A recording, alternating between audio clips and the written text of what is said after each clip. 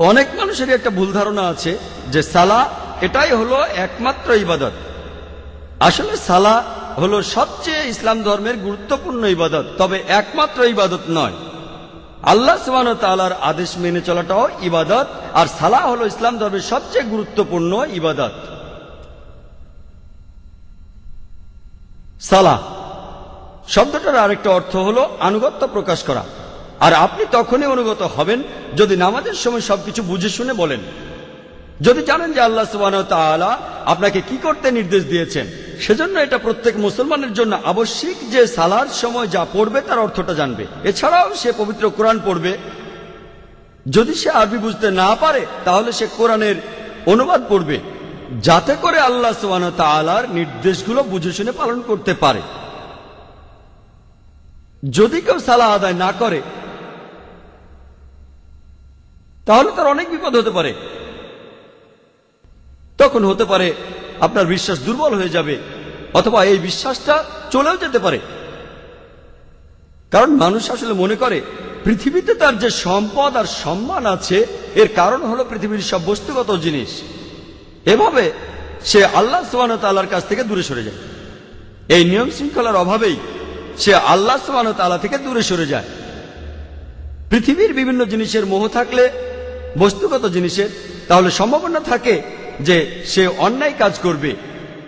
এভাবে সে সিরাতাল মুস্তাকিম থেকে দূরে সরে যাবে, সরল পথ থেকে। মনের ভেতরে তখন শান্তিও থাকবে না। আপনার কাছে যে পরিমাণ সম্পদই থাকুক না কেন, এই সম্পদ আপনাকে শান্তি দিতে পারবে না। আর মানুষজন যে কারণে সালাহ আদায় করে না সেটা হলো তাদের জ্ঞানের অভাব। পবিত্র কোরআন বলছে, সূরা ইমরানের 185 নম্বর আয়াতে উল্লেখ করা হয়েছে, কুল্লু নাফসিন যায়কাতুল মাউত, প্রত্যেক জীবকে মৃত্যু স্বাদ গ্রহণ করতে হবে, এবং কিয়ামতের দিন তোমাদেরকে তোমাদের কর্মফল পূর্ণ মাত্রায় দেওয়া হবে, এবং যাকে দোজখের আগুন থেকে দূরে রাখা হবে আর যাকে জান্নাতে দাখিল করা হবে সেই হবে এই দুনিয়ার উদ্দেশ্য পূরণে সফলকাম। কারণ নিশ্চয়ই এই পার্থিব জীবন একটা ছলনাময়, ভোগ ব্যতীত কিছুই নয়। সালাহ আদায় করলে অনেক উপকৃত হবেন।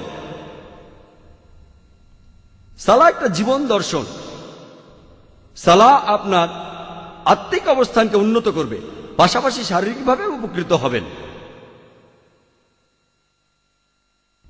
সালাহ আপনার বিশ্বাসকে বাড়িয়ে দেয়, আপনার বিশ্বাসকে শক্তিশালী করে। পবিত্র কোরআনে সূরা আনফালের 2 নম্বর আয়াতে উল্লেখ করা হয়েছে যে সত্যিকারের বিশ্বাসী তারাই যাদের হৃদয় কম্পিত হয় যখন আল্লাহকে স্মরণ করা হয়, আর যখন আল্লাহর আয়াত পাঠ করা হয়। এটা তাদের ঈমান বৃদ্ধি করে এবং তারা তাদের প্রতিপালকের উপরে নির্ভর করে। পবিত্র কোরআন বলছে, সূরা ফাতিহার 4 থেকে 7 নম্বর আয়াতে উল্লেখ করা হয়েছে, ইয়াকা না'বুদু ওয়া ইয়াকা নাস্তাইন, আমরা তোমারই ইবাদত করি, তোমারই সাহায্য প্রার্থনা করি। ইহদিনাস সিরাতাল মুস্তাকিম সিরাতাল্লাযিনা আন'আমতা আলাইহিম গায়রিল মাগদুবি আলাইহিম ওয়ালাদ-দাল্লিন, আমাদের সরল পথ দেখাও, তাদের পথ যাদের তুমি অনুগ্রহ দান করেছো, তাদের পথ নয় যারা ক্রোধ নিপতিত, যারা পথভ্রষ্ট। এতে আপনার জীবনের শৃঙ্খলা বাড়বে। সত্যিকারের মুসলিম সে তার দিন শুরু করে ফজরের সালাহ আদায় করার মাধ্যমে। আর ফজরের সালার সময় মুয়াজ্জিন আজান দেওয়ার সময় বলেন, আসসালাতু খায়রুম মিনান নাওম, যে ঘুম অপেক্ষা সালাহ উত্তম, ঘুমিয়ে থাকার চেয়ে নামাজ পড়া উত্তম। একজন সত্যিকারের মুসলিম দিনের মাঝখানে সালাহ আদায় করে, আর সে তার দিন শেষ করে এশার সালাহ দিয়ে ঘুমাতে যাওয়ার আগে। সালাহ এছাড়াও সামাজিক অবস্থান উন্নত করে। সালাহ আদায়ের সময় যে সমাবেশ, সেটা আমাদের ভ্রাতৃত্ববোধ বাড়ায়, মমত্ববোধ বাড়ায়, একতা বাড়ায়, আর এটা সাম্যবাদের এক অনন্য দৃষ্টান্ত। সংহতি বৃদ্ধি পায়। সালাহ আদায় করতে গিয়ে সবাই একত্রিত হয়, আর তাদের মধ্যে ভালোবাসার বন্ধন জোরদার হয়। পবিত্র কোরআনে সূরা হুজুরাতের 13 নম্বর আয়াতে উল্লেখ করা হয়েছে, ইয়া আইয়ুহান নাসু ইন্না খালাকনাকুম মিন যাকরিন ওয়া উনসা ওয়া জাআলনাকুম شعوبا وقبائل لتعارفوا إن أكرمكم عند الله أتقاكم إن الله عليم خبير। হে মানুষ জাতি, আমি তোমাদের সৃষ্টি করেছি একজন পুরুষ ও একজন নারী হইতে, পরে তোমাদের বিভক্ত করেছি বিভিন্ন জাতি ও গোত্রে, যাতে তোমরা অপরের সাথে পরিচিত হতে পারো। এজন্য নয় যে তোমরা পরস্পরকে ঘৃণা করবে। আর তোমাদের মধ্যে আল্লাহর কাছে সেই ব্যক্তি অধিক মর্যাদা সম্পন্ন যে তোমাদের মধ্যে অধিক মুত্তাকি, অধিক ন্যায়পরায়ণ। নিশ্চয়ই আল্লাহ সকল কিছু জানেন, সমস্ত খবর রাখেন। আল্লাহ সুবহানাহু ওয়া তাআলা আমাদের যেটা দিয়ে বিচার করবেন সেটা গোত্র নয়, বর্ণ নয়, ধর্মবিশ্বাস নয়, সম্পদ নয়, লিঙ্গ নয়, সেটা হলো তাকওয়া, অর্থাৎ ন্যায়পরায়ণতা, আল্লাহকে মেনে চলা এবং ধার্মিকতা। পবিত্র কোরআনে সূরা হুমাজার 1 নম্বর আয়াতে উল্লেখ করা হয়েছে, ওয়াইলুল লিকুল্লি হুমাজাতিল লুমাজা, দুর্ভোগ তাদের যারা সামনে ও পেছনে মানুষের নিন্দা করে থাকে। সালাহ আমাদেরকে বিরত রাখে মানুষের নিন্দা করা থেকে। পবিত্র কোরআনে সূরা হুজুরাতের 11 নম্বর ও 12 নম্বর আয়াতে উল্লেখ করা আছে, ইয়া আইয়ুহাল্লাযিনা আমানু, হে মুমিনগণ, তোমাদের মধ্যে কোনো পুরুষ যেন অপর কোনো পুরুষকে উপহাস না করে, কেননা যাকে উপহাস করা হয় সে উপহাসকারী অপেক্ষা উত্তম হতে পারে। কোন নারী অপর নারীকে যেন উপহাস না করে, কেননা যাকে উপহাস করা হয় সে উপহাসকারী অপেক্ষা উত্তম হতে পারে। একে অপরের প্রতি তোমরা দোষারোপ করো না এবং তোমরা একে অপরকে মন্দ নামে ডেকো না। ইয়া আইয়ুহাল্লাযিনা আমানু, হে মুমিনগণ, তোমরা অনুমান হতে দূরে থাকো, কারণ অনুমান কোন কোন ক্ষেত্রে পাপ।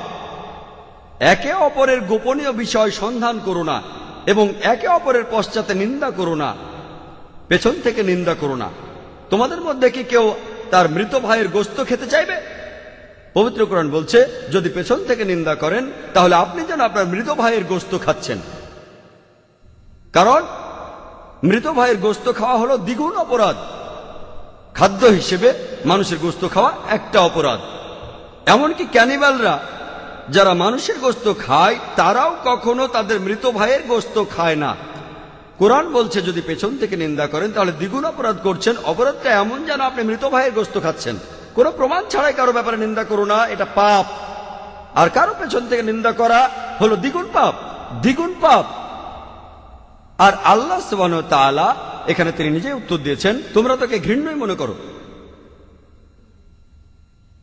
সালাহ এটা আমাদের ব্যবসা ক্ষেত্র এবং দৈনন্দিন কাজের মধ্যে সত্যবাদিতা এবং সততাকে বাড়ায়। আমি আগেও বলেছিলাম, পবিত্র কোরআনে সূরা আনকাবুতের 45 নম্বর আয়াতে উল্লেখ করা হয়েছে, উতলু মা উহিয়া ইলাইকা মিনাল কিতাবি ওয়া আকিমিস সালাতা ইন্নাস সালাতা তানহা আনিল ফাহশাই ওয়াল মুনকার, যে তুমি আবৃত্তি করো সেই কিতাব হতে যা তোমার প্রতি প্রত্যাদেশ করা হয় এবং সালাত কায়েম করো, কারণ নিশ্চয়ই সালাত তোমাকে অশ্লীল ও মন্দ কাজ হতে বিরত রাখে। পবিত্র কোরআন বলছে, সূরা ইসরার 81 নম্বর আয়াতে উল্লেখ করা হয়েছে, ওয়াকুল জাল হক ওয়া যাকাল বাতিল ইন্নাল বাতিলা কানা যাহুকা, বলো সত্য এবার উপস্থিত হয়েছে এবং মিথ্যা বিলুপ্ত হয়েছে, কারণ নিশ্চয়ই মিথ্যা তার প্রকৃতিগত কারণেই ধ্বংস হয়ে যাবে। সালাহ আমাদের সত্যবাদী হতে শেখায়। একই ধরনের কথা বলা হয়েছে সূরা বাকারায় 42 ও 43 নম্বর আয়াতে উল্লেখ করা হয়েছে যে তোমরা সত্যকে মিথ্যার সাথে মিশ্রিত করো না এবং জেনে শুনে সত্য গোপন করো না। কোরআন আমাদের সত্যবাদী হতে শেখায় যে সব সময় আমরা সত্যি বলবো। পবিত্র কোরআনে সূরা বাকারার 188 নম্বর আয়াতে উল্লেখ করা হয়েছে যে তোমরা একে অন্যের সম্পদ অন্যায়ভাবে গ্রাস করো না এবং মানুষের ধন সম্পত্তির কিয়দাংশ জেনে শুনে অন্যায়ভাবে গ্রাস করার উদ্দেশ্যে সেটা বিচারকের নিকট পেশ করো না। পবিত্র কোরআন বলছে ঘুষ দেয়া বা নেয়া নিষিদ্ধ, আপনারা ঘুষ দেবেন না। পবিত্র কোরআন আমাদের দেখিয়ে দেয় কিভাবে সৎ জীবনযাপন করতে হবে। পবিত্র কোরআন মানুষের জীবনে শান্তি এনে দেয়। পবিত্র কোরআনে সূরা রদের 28 নম্বর আয়াতে উল্লেখ করা হয়েছে, নিশ্চয়ই যখন আল্লাহকে স্মরণ করা হয় হৃদয় তখন শান্তি খুঁজে পায় এবং প্রশান্ত হয়। যখন আল্লাহকে স্মরণ করবেন, যখন সালাহ আদায় করবেন, আপনি তখন খুবই শান্তিতে থাকবেন, আপনার হৃদয় প্রশান্ত হবে। সালাহ হলো আল্লাহ তাআলার সাথে যোগাযোগের সবচেয়ে শ্রেষ্ঠ উপায়। পবিত্র কোরআনে সূরা বাকারার 153 নম্বর আয়াতে উল্লেখ করা হয়েছে, ইয়া আইয়ুহাল্লাযীনা আমানুস্তাইনু বিসসাবরি ওয়াস সালাহ, হে মুমিনগণ, ধৈর্য ও সালাতের মাধ্যমে তোমরা আল্লাহর সাহায্য প্রার্থনা করো। ইন্নাল্লাহা মা'আস সাবিরিন, আর নিশ্চয়ই আল্লাহ সুবহানাহু ওয়া তাআলা ধৈর্যশীলদের সাথে আছেন। আল্লাহ বলছেন ইন্নাল্লাহা মা'আস সাবিরিন, আর নিশ্চয়ই আল্লাহ তাআলা ধৈর্যশীলদের সাথে আছেন। সামাজিক উপকারিতার পাশাপাশি, আত্মিক উন্নতির পাশাপাশি, অন্যান্য উপকারের পাশাপাশি সালাহ থেকে আমরা